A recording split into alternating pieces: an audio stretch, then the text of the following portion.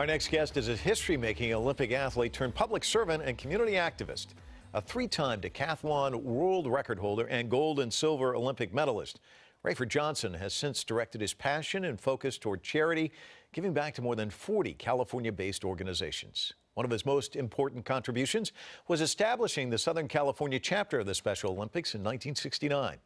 Johnson was a founding member of the chapter and has served on the board of directors of Special Olympics for over 35 years. The organization, among other things, provides year-round sports training and athletic competition and a variety of Olympic-style events for children and adults with intellectual disabilities. The program currently serves over 13,000 athletes throughout the state. Rafer Johnson joins us now to share his own Olympic story and his experiences with the Special Olympics, and we want to welcome you to Full Frame. Thanks so much for coming in. Great, thank you, Mark. Pleased to be here. So as a kid growing up in Texas, I mean, you really caught the bug when it came to sports. I mean, you played a number of them. Talk to us about what it was that drew you in. Well, it started in Texas. I was born there, but by the age of 9, our parents moved to California, and my athletic career really started in a very small Swedish community in Central California, little town of Kingsburg. And it was just a wonderful place for young people to be raised, families, coaches, friends. I mean, they did all the work, raise the monies, build the facilities. But there was a place for every youngster in that community. We played every sport seasonally, and sometimes 2 sports at a time. But the key to it was that there was a place for every youngster that wanted to be involved in some sort of athletic activity. When did you think, you know, I really have a shot at the Olympics? I mean, it's got to go through your head at some point. And then the reality of it, what's that like? Well, you know, I think you start thinking, being in Kingsburg, I was surrounded, actually, Central California, by men and women who made the Olympic team and who just were great performers, and among them was Bob Mathias. And Bob Mathias was raised in Tulare, just 25 miles south of me, and Bob won the Olympic Games in the decathlon in 48 and 52 in London and Finland. And everybody in the valley wanted to be like Bob Mathias. Now, by then, I'm like a sophomore in high school, and I was like everyone else. This guy is so fantastic. We saw him in parades. We saw him on the Wheaties box, and of course, everybody wanted to be like Bob Mathias, particularly the ones who were in track and field. But, you know, what you have to go through mentally is that we were normally competing in maybe 1 or 2, maybe 3 events in track and field, and Bob Mathias did 10 over 2 days. So it was a big jump. But I had some very strong support in terms of making that transition by my high school coach, Merle Dotson. So I really kind of seriously began to think about it as a sophomore in high school. But you just said it. I mean, it's one thing to compete in 1, but 10, geez, that's a lot. And then winning the gold. What was that experience like in 1960? Well, I had to go through 56 first when I won the silver, and I was very disappointed. I mean, I worked really hard to get there, and at that point, I was the world record holder, and you know, I just didn't perform the way I really wanted to. I won the silver and met with my coach, who was there as a trainer, and my goal was to hopefully come back and for the Rome Games 4 years later, because I was there hunting for the gold. And so I had 4 years to really hard work. By then, I'm at UCLA, and I'm working with an athlete by the name of Chang Kwang Yang from Taiwan, who, in my mind, was one of the great athletes of all time. And I knew that because I worked out with him. So I had a battle in terms of training, knowing I was going to have this unbelievable competition. Kuznetsov from Russia was the one that most people thought the two of us would be fighting out for gold and silver. But I knew it would be CK. So it was kind of pressure-filled. You want to do the 10 events and be the best you can be in each of those 10. But CK beat me in 7 of the 10 events. The only 3 events that I beat him in were really my events, and I worked really hard on them. In fact, I lifted weights for the first time in training for the games in 1960. Now everybody lifts weights, but I had a little advantage there. I won the shot, discus, and javelin. And those 3 wins gave me like about a 150-point victory out of 10 events and 2 days of competition. Wow. It was very close. Wow. And then having that hung around your neck, I mean, there's probably no moment that can match it. I mean, there's probably no way to really describe it, is there? No, not really. I mean, it's a feeling and it's a moment, and you know, whatever words I put to it, then and now, doesn't really match the feeling. And that's what it was, just this unbelievable feeling of you have a shot once every 4 years. I had the chance in '56, and again in 1960, but you know, there was no other chance. And so it's very kind of a nervy thing, but you just have to focus on each event. And my thoughts when I went through the 10 events was, take one event at a time.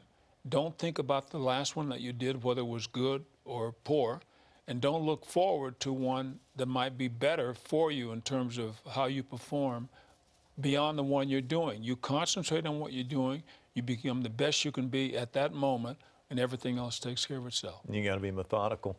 You're flag bearer too in 1960. What was that experience like? Well, it was fantastic. It was an unbelievably great moment to be leading a team into the Rome Arena for the games. Again, I was hoping I'd win, but I was very honored to be marching in front of a group of unbelievably great athletes. Eunice Kennedy Shriver, very much involved in your life, really kind of changed your life in some respects. Talk to us about that connection and also about her sister and how that's led to today in many respects, hasn't it? Yeah, when I was student body president, I met at UCLA, I met JFK on a visit to the campus, and I was a strong supporter. I loved him very much. And then the person I met the family when I went to the inauguration. But the one that I became close to first was Robert Kennedy, and I was involved with him in the campaign of '68. And I had been working with Eunice. She invited a lot of her friends back in different sports, and I went back and we, you know, gave some thought about track and field and what might work for this special event, for the Special Olympics event. And like you said, she had a sister who was intellectually disabled. And she said every time she went to the place where she was basically an institution or school, she basically was sitting in a corner like everyone else in the room and not doing any more than that for most of the day. And she just thought that those men and women and boys and girls, they have much more to offer than that. So that's what got us started. She got the idea down and she made a determination as to what events might work best. And her whole idea about the Special Olympics was that she didn't want it to be a social event. Because, you know, up to that time, and in the very first part of that in the early '60s, it was more like a social event. It appeared on the social page, not on the athletic page. And she wanted it to be known as a competitive sport. She wanted to give the gold, silver, and bronze medal, competitive contestant involvement medals, and she wanted to honor them as they received those medals, just like, you know, like I would in the Olympic Games and did in 1956 and 1960. But she wanted something really more important than the gold medal and the silver medal and the bronze medal. What she wanted the athlete to be able to say when they were finished with a competition, sometime during the course of their competitive days, she wanted them to be able to say, I was the best I could be. And that's what she was working toward in terms of getting this program started, which obviously affected the participant in every part of his or her life. It wasn't just on the track, it was what they picked up in training, and when they worked towards trying to be the best they can be, how they developed and moved their lives on the competitive field and courts. And she changed the whole attitude of that community. And all these years, it has worked out exactly the way she thought it would. One of the things I think people may not be aware of, though, is the other services, the other piece of this, the clinics, and the other things provided through the Special Olympics. Can you kind of go into that with a little bit more detail? Because people just see the athletic piece of it, but that's only one small part of Special Olympics. It is. You know, we have a healthy athlete program where every athlete that comes through the system, you know, get physicals and checkups and, you know, all the way from checking the dental dentists. They come out and they help. People who work to be sure that their feet, podiatrists come out to be sure that their, you know, feet are well. And the healthful side of Special Olympics has not only saved a number of lives by just having that physical, and some really a physical for the first time, and then having a chance to be regularly checked by people who follow them on the health side, as well as teaching them on the other side in their competitive effort. I mean, they never had things like that. It just wasn't a part of what they did. And I think I think you have to affect people in such a way that they're inspired from the inside. I mean, it's one thing to just kind of talk about what you're doing and have good ideas about programs, but you have to move it, hopefully, with what you do to a level where they start feeling it in their heart. And when they feel it, then they become people who are inspired and who, in fact, begin to do the things that we know that we see them do now, which Mrs. Shriver thought that they would do from the very first minute. And, you know, families initially, I think, were a little shy about bringing their intellectually disabled young people into the program, because if you do that, then the whole community knows what's going on. And I'm not sure a lot of them early on was prepared for that. But they subsequently came along, and all those young people who got basically, I'm going to say no help, but the families were always there. I mean, it's a whole different life now. The marriage life, they work full-time jobs, which is so very little going on before this happened. There are programs in our educational system that include those boys and girls. They play on the high school level on the teams. They have leagues that allow that to happen. And so their lives have been totally turned around. And I firmly believe that a large number of them can now deal with that phrase that Mrs. Shriver talked about, being the best that they could be. Yeah. Looking at your life and your legacy, I mean, would you want to be remembered as a world-class athlete, or is it more important to be remembered as a world-class humanitarian? I mean, that you've touched people in so many ways. The thunderous applause in an auditorium, performing in front of like a huge crowd, the gold medal, and yet there have to be countless athletes that you've touched along the way because of your involvement with the Special Olympics. Do you ever think about that? I'm smiling, but what makes me smile the most is that I grew up in a very small community. Coaches, parents, friends, volunteers helped me in many ways, just like we're doing the Special Olympian. And without their help, I couldn't have said then, and couldn't even repeat it now, that I thought that along that way I was the best I could be. I mean, I took one thing at a time. I worked as hard as I could, trained and thought, had my mind in the right place. And I actually can say that I was as good as I could be. And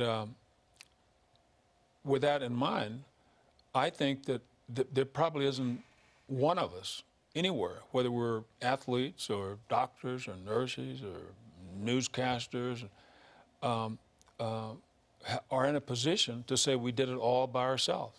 I don't believe that. I think that someone came across each of our paths at the right time and helped us in a way that made it possible for us to say we're the best that we can be. And since I had that experience, I've had the same experience in Special Olympics. I mean, I've worked with young people and middle-aged people.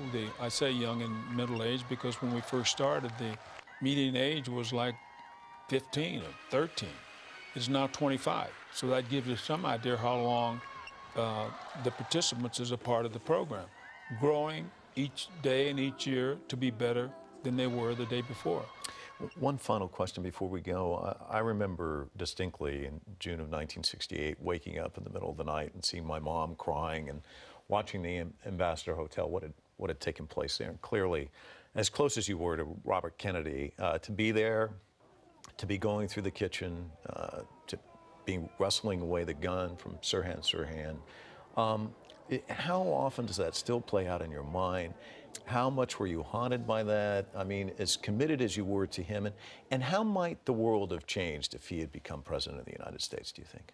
Well, and those kind of questions went through my head because I'd committed to him. I didn't tell him this, but I said to myself that if he ever ran for office, I'd be there to support him. But I didn't tell him that. But when he did run, that's exactly what I did. I joined the ranks, and I was kind of like, you know, so more California, Oregon, and the West Coast, because I was actually doing a sports show at NBC at the time. And but to me, it was more important, I thought, to support Robert Kennedy, because I saw him around a cross-section of men and women and boys and girls in our country.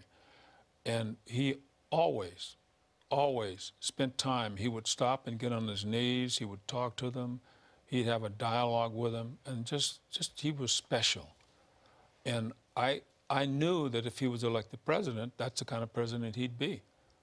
And the Kennedy family, they more often than not, were concerned about what they were doing, not what the country was doing for them. And the famous words of, you know, it's not what our country can do for us, it's what we can do for our country. And so that became my mantra. That became in the place I wanted to be.